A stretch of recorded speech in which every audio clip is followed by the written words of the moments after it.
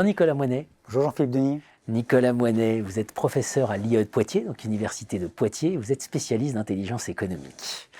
Et vous avez publié avec Olivier Coussy, dans la Revue française de gestion, numéro spécial La recherche en stratégie et management Exit Voice or Loyalty, coordonné par Alain-Charles Martinet et Pierre-Michel Menger, un papier très marquant, extension du domaine de la prédation, la vente d'Alstom à General Electric. Alors une émission a été consacrée à cet article avec Olivier Coussy.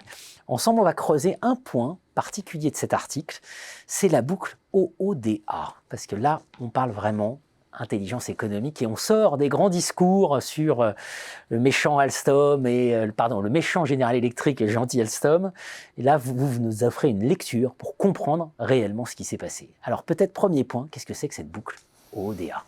Alors, de manière évidemment très rapide et très simple, la boucle OODA, c'est un cadre d'analyse et d'action qui vient d'un pilote de chasse qui s'appelait John Boyd et qui consistait tout simplement à se dire, finalement, vous l'imaginez, quand je suis dans mon cockpit et que j'ai un adversaire, parce que c'est bien d'adversité dont on parle, c'est-à-dire de quelqu'un qui veut vous mettre au tapis, on ne parle pas de concurrence, on parle d'adversité. Quand je suis dans mon cockpit, comment je peux être plus agile que l'autre et éventuellement comment je peux rendre l'autre moins agile. Donc la boucle OODA doit toujours être repositionnée par rapport au couple agilité-paralysie. Et à partir de là, ce pilote de chasse s'est dit, parce que les Américains sont des pragmatiques qui aiment bien théoriser, qui aiment bien modéliser, il s'est dit finalement comment ça marche la décision, dans ce cas de figure bien sûr. Eh bien, tout simplement, boucle OODA, ça veut dire observation, orientation, décision, action. On peut la prendre en partant de la fin.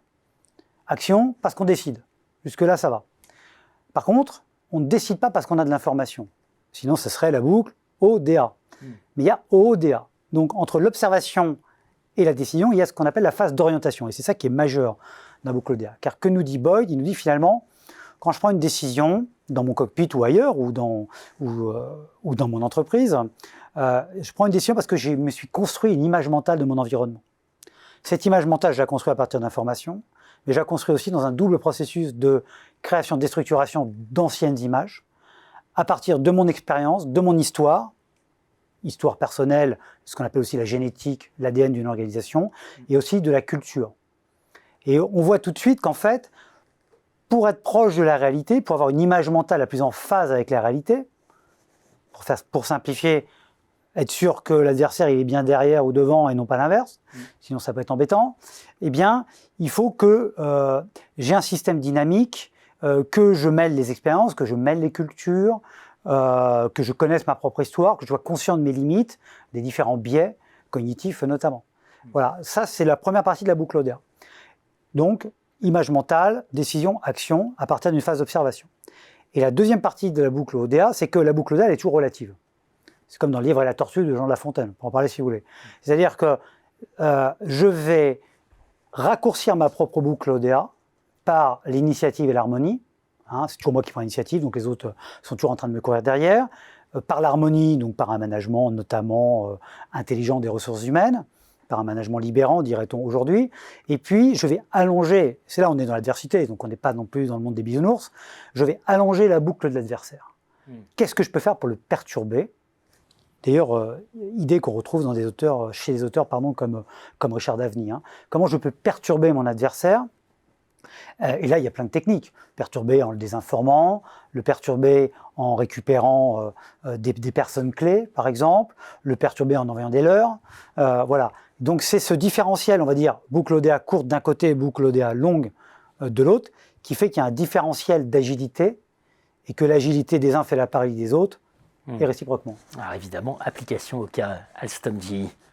Alors on est en plein dedans. Donc pour rappeler de manière très schématique, vous avez deux camps, donc le camp américain, le camp français. Du côté du camp américain, donc General Electric, mais aussi le Department of Justice, donc le DOJ.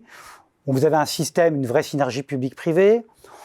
Qu'est-ce qui s'est passé 2013, des cadres d'Alstom sont mis en prison pour une affaire de corruption par le DOJ. Quelques mois après, s'engagent des négociations secrètes pour le rachat de Alstom Power, donc la branche nucléaire d'Alstom, par General Electric. Donc vous avez un camp là qui est effectivement uni.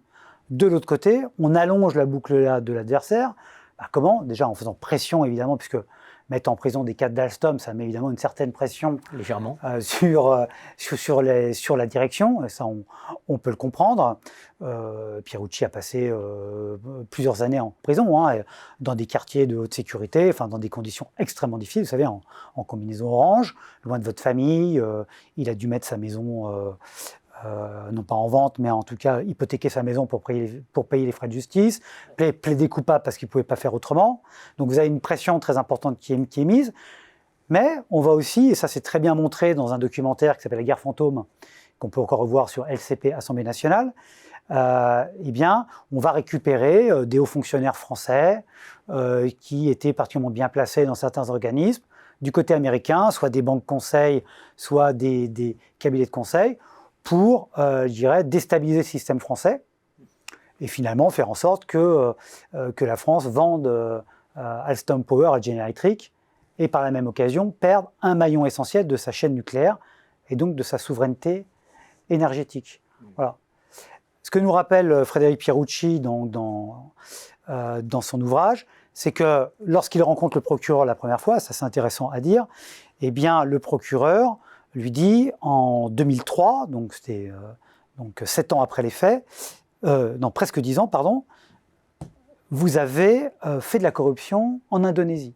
Et il lui sort les emails qui prouvent cette corruption. Question, comment ont-ils récupéré ces emails? Après. Ce n'est évidemment pas la réponse. Et tant d'années après.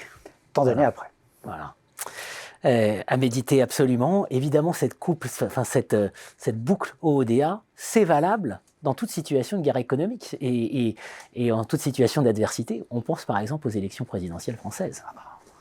Alors, on ne va pas parler de celle actuelle, c'est un peu tôt, mais si on parle des dernières élections, prendre l'initiative, créer de l'harmonie dans son propre camp, en créant un nouveau mouvement, en cassant toutes les habitudes et toutes les traditions.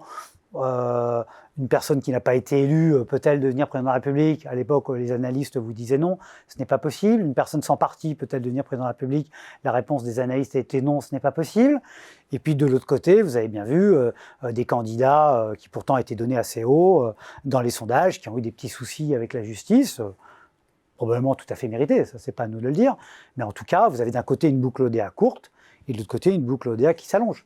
Donc dans toute adversité, l'objectif, c'est ça, de raccourcir sa boucle, d'allonger celle de l'adversaire, en profitant de ses failles. Une chose importante à souligner, c'est que, bien entendu, l'adversaire lui-même peut allonger sa propre boucle. Et juste pour revenir sur l'affaire General Electric Alstom, les Français ont donné le bâton pour se faire battre.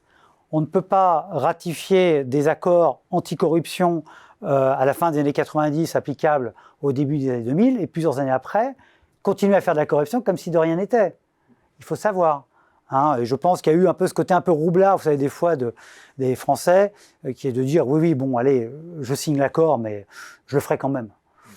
Quand on a en face de soi, notamment les Américains, ça ne marche pas. Oui, il faut faire attention. Extension du domaine de la prédation, la vente d'Alstom à General Electric, à lire absolument, c'est dans la Revue française de gestion. Merci, Nicolas Monet. Merci.